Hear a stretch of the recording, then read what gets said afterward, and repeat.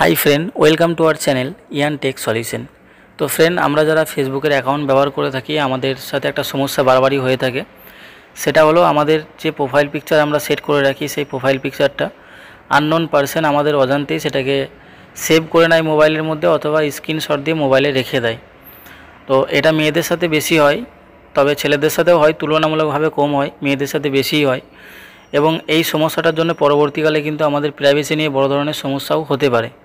তো তাই আমি সাজেস্ট করব সবাইকে যে তোমরা চাইলে তোমাদের মোবাইলের যে প্রোফাইল পিকচার আছে সেটাকে গার্ড দিয়ে রাখতে পারো বা লক করে রাখতে পারো। যদি লক করে রাখো, একটা সেটিং আছে ছোট্ট, সেই সেটিংয়ের মাধ্যমে তাহলে সবাই আমাদের প্রোফাইল পিকচারটা দেখতে পারবে, বাট কেউ স্ক্রিনশটও দিতে পারবে না এবং সেটাকে ডাউনলোডও করতে পারবে না। তো ছোট্ট সেটিং আছে, সেটিংটা আমি দেখিয়ে দিচ্ছি। সেটিংয়ে গিয়ে অন করে রাখলেই কাজটা হয়ে যাবে।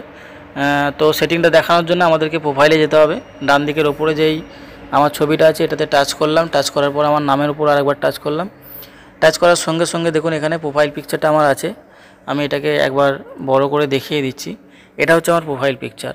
এবার কি হয়, অনেক আননোন পারসন এসে এটাকে সেভ করে নেয়, এখানে থ্রি ডটে ক্লিক করে সেভ টু ফোন করে, অথবা অনেকে এসে ঠিক এরকমভাবে স্ক্রিনশট দিয়ে রাখে। এবং এই জন্যে আমাদের কিন্তু পরবর্তীকালে আমাদেরকে সমস্যার সম্মুখীন হতেও পারে। তো যেহেতু আমরা এটাকে লক করে রাখবো, একবার লক করে দিলে কিন্তু কেউ স্ক্রিনশট বা মোবাইলের মধ্যে সেভ করতে পারবে না ছবিটা।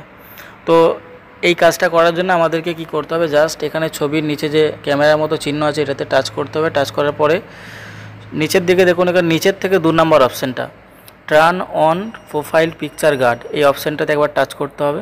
টাচ করার পরে নেক্সট একবার ক্লিক করতে হবে, আর সব শেষে আর একবার সেভে টাচ করতে হবে।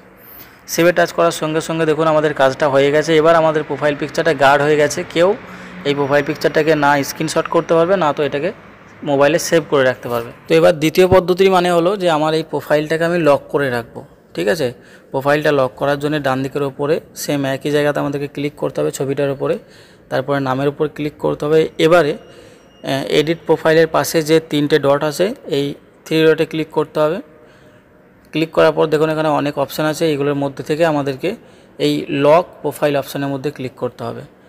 আর একবার আমাদেরকে নিচে লক ইওর প্রোফাইল আছে, এখানে আর একবার ক্লিক করতে হবে। ক্লিক করার সঙ্গে সঙ্গে দেখুন আমাদের প্রোফাইলটা এখানে লক হয়ে গেছে।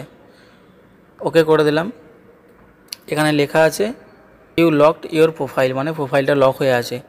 এবারে যদি আমি প্রোফাইলটা লক করে রাখি, আমার এই ছবিটা কেউ স্ক্রিনশটও দিতে পারবে না এবং সেভ করতে পারবে না, ঠিক আছে। বাট একটা সমস্যা এখানে হবে, মানে এখানে এমন কোনো ফেসবুক ইউজার যে আমার ফ্রেন্ড লিস্টের মধ্যে নেই, সে যদি আমার ফ্রেন্ড লিস্টের মধ্যে গিয়ে আমার আগেকার পোস্ট বা আগেকার ফটো দেখতে চায়, মানে আমার প্রোফাইলে ঢুকতে চায়, তাহলে সে কিন্তু ঢুকতে পারবে না, যেহেতু সে আমার ফ্রেন্ড লিস্টের মধ্যে নেই। তো যারা ফ্রেন্ড লিস্টে আছে তারা ঢুকতে পারবে, কিন্তু যারা ফ্রেন্ড লিস্টে নেই তারা আমার প্রোফাইলের মধ্যে ঢুকতে পারবে না। তার জন্যে অনেকে প্রোফাইলটা লক না করে শুধুমাত্র প্রোফাইলটা গার্ড করে রাখে, যেরকম আমি আগেরটা দেখালাম প্রথম পদ্ধতিতে, সেই পদ্ধতিতে।